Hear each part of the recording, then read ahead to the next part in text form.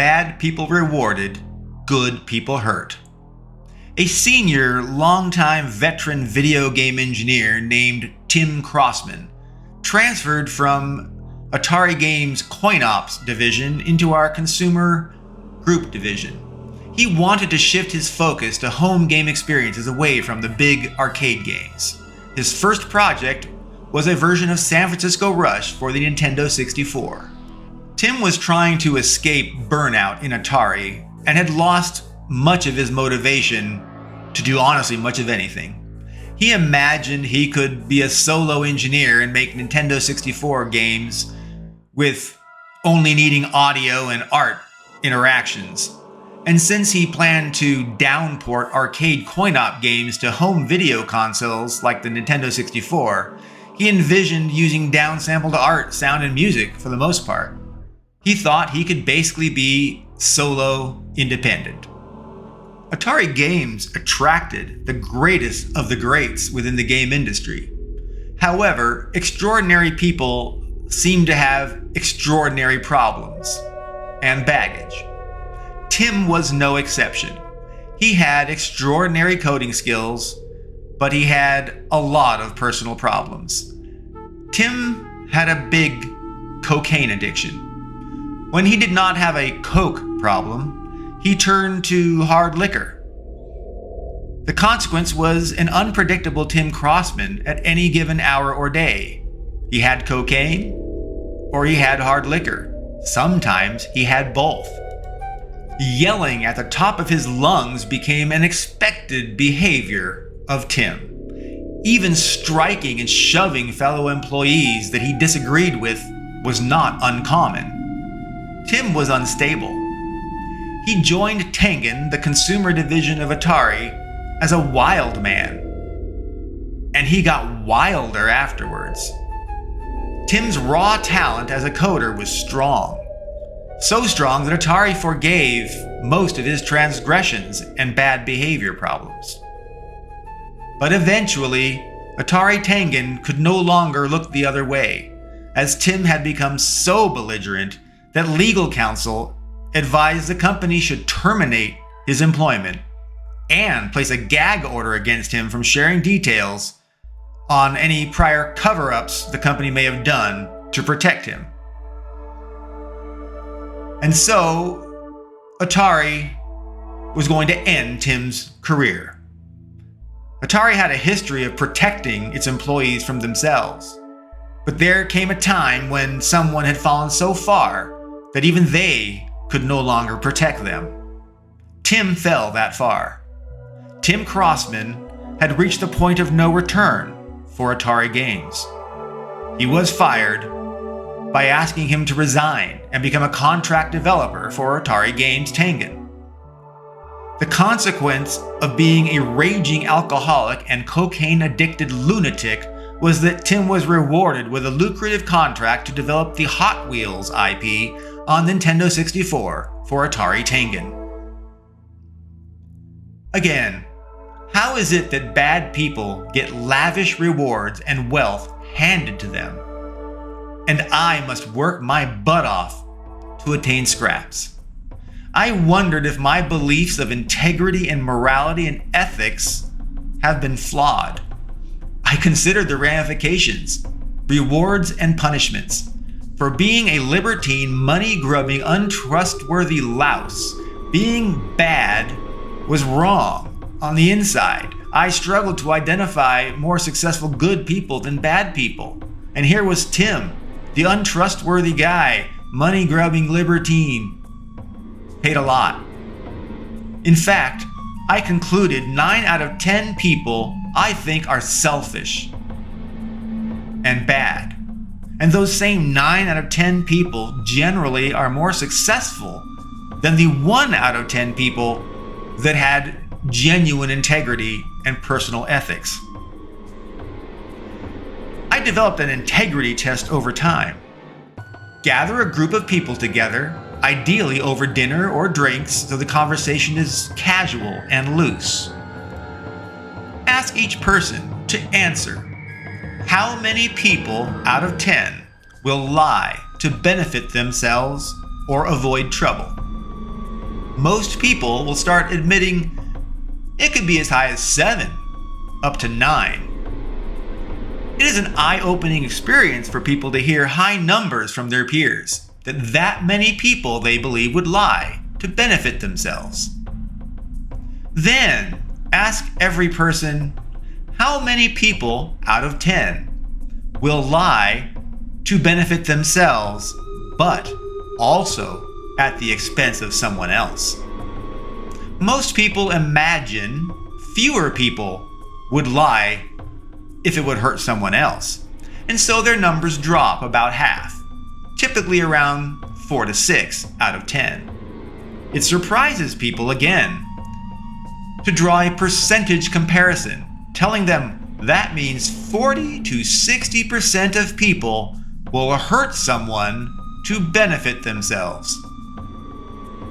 With that shock around the group, then ask every person to answer, how many people out of 10 will ally with other people that lie to benefit themselves, even at the expense of others? People reluctantly acknowledge, well, at least one person out of 10 would align with other bad people to achieve ill goals, even at the expense of others. Some people will even go more than one person. As high as 2 or 3 people might forge a syndicate to achieve bad objectives. This gets dicey for people to embrace and answer because they are beginning to realize that there are far more bad people in the world than they consciously realized before this integrity test game. Then you ask people this question: what does it take to prevent or mitigate syndicates of bad people that do not care if they hurt other people to achieve their agendas and goals? There is no right answer to this, or any prior questions, really. I offer that the answer depends on the size of the group being managed. I tell them my experience is groups of less than 10 people can be entirely managed through personal relationships. But once the group is over 10, even at 10, so I say 10 to 50 people, you need a sheriff and maybe some deputies. At 51 to 99 people, you need a police force, a whole department. At 100 to 199 people, you need a Bureau of Investigation, like the FBI. At over 200 people, you require subdivisions of divisions like FBI, police force, sheriff, deputies, and maybe subdivisions from there. I then tell them from my own journey how I saw corruption evolve as my groups of employees grew. That I had a group from a scant 4 people to 12, 17, 75 to a peak of 325 employees. And that when I was at 325, it was impossible to know what everyone was doing. You know what they said they were doing. And so you needed people closer to them that you could trust to make sure things were moving in the direction that you thought they were. When the integrity test is completed, it is rare to find anyone that was not moved by the exercise. Some people are actually visibly shaken from the self-reflection that they thought people were good by and large, but now question it, and they think people may well be inherently selfish and hurt you. And is that evil? I have always enjoyed helping people see the truth of things, especially from their own perspective. This was just an exercise to open their eyes. So, whatever happened to Tim Crossman? Well, Tim did receive the Hot Wheels for Nintendo 64 development contract, in concert with his resignation from his tumultuous end times at Atari Games. With Tim's reward for exhibiting bad behavior, he set off to prepare his independence as a freelance game developer. He imagined that he would buy a 30-foot mini yacht in Monterey Bay and sail all the way around to the Florida Keys, where he would dock and set himself up as a floating freelance video game developer. It took him over a month to make the trek, but he did it. He had many tales of storms and misadventures as he journeyed there. He traversed the Panama Canal in his little 30-foot vessel. He made it. Tim Crossman arrived at the Florida Keys and secured a full-time dock mooring for his new, used boat. Tim struggled, though, to make progress on Hot Wheels for the Nintendo 64. He just could not focus. The weather was awful, and it made it nearly impossible to code and work within his boat. He had not considered that he might need air conditioning on a boat, but Florida was humid and hot and sticky and buggy. Tim did not do his homework, nor had he visited his fantasy destination before buying a boat and moving there. Tim made a mistake moving to the Florida Keys. Tim Crossman benefited from Atari Games' huge bonus payouts over time.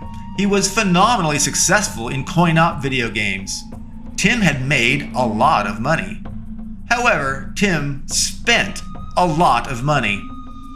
As an adult single, Tim Crossman had no accountability, and he had mad money to spend. He spent every dollar that he earned, no matter how huge the amount he was paid. In many ways, Tim was an idiot savant. He was brilliant in coding, but an utter moron emotionally, as emotional intelligence was gone. It was bereft within him, and he had no fiscal responsibility either. Without making progress in Hot Wheels, there were no milestone payments coming Tim's way. He had already received extra advances to help him get by while he tried to catch up on his lagging development work. He had burned through all of his past savings and advances against his Hot Wheels contract. Depressed and unable to make work progress with his contract, Tim became desperate. Atari's consumer division's director, Bill Hindorf, visited Tim on his boat in the Florida Keys. Bill had informed Tim of his planned arrival time, but managed to catch an earlier flight. Having landed earlier in Florida than planned, Bill was able to go straight to Tim's mooring in his rental car. Bill was shocked and horrified to find Tim with a jerry-rigged shotgun with a cord attached to its trigger and its barrel held in a vise mounted on his boat's dinette table. Tim was preparing to commit suicide by shooting himself with a shotgun before Bill arrived. Bill was able to talk Tim off the ledge, so to speak, but Tim had lost all hope and was despairing without any path to recovery. He had no remedy. He was convinced his life was ruined. He was emotionally, completely and totally lost. 911. Bill contacted authorities who took Tim Crossman away for psychiatric care and treatment. The Hot Wheels contract was canceled. It would be developed by another company years later. And months later, Bill gave me more details about Tim's situation. Tim had been released from psychiatric hold and evaluation, and he had taken a job driving a taxi in the Florida Keys. We never heard anything about Tim Crossman again. His story was over.